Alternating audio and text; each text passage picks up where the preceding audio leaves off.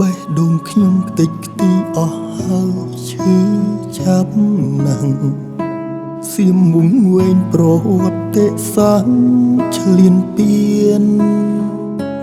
ប្រទេសចង្រៃអព្រីរកលេ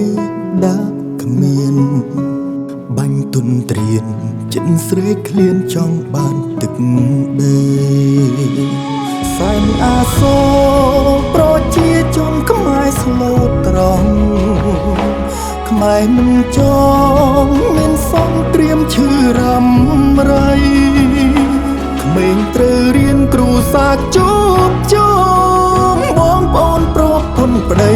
សន្តិភាពខ្មែរមានរាល់ថ្ងៃកុំបំផ្លា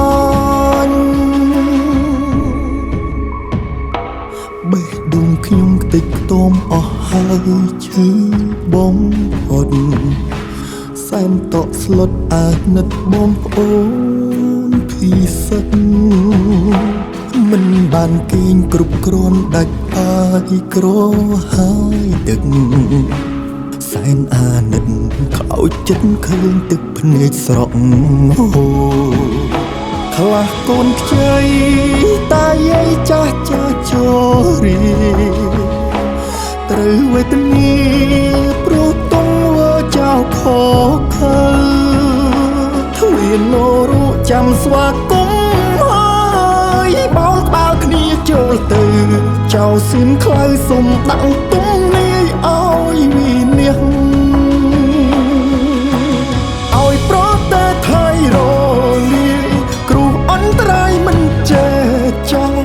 ឲ្យពីភពលោកទៀងមូលស្អប់សត្វថៃឲ្យប្រទេថៃរលាយធ្លាក់ដុនដាបគ្រប់វិស័យប្តឹងទៅគ្រប់បារមីកាត់ថៃឲ្យសូ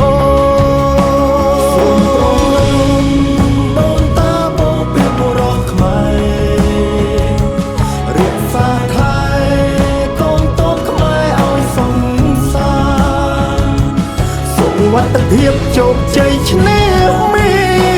សូនត្រូវថៃនេរឆានបារមីស័ក្តិសិទ្ធិក្រុមទីឋានជួយគុំគ្រ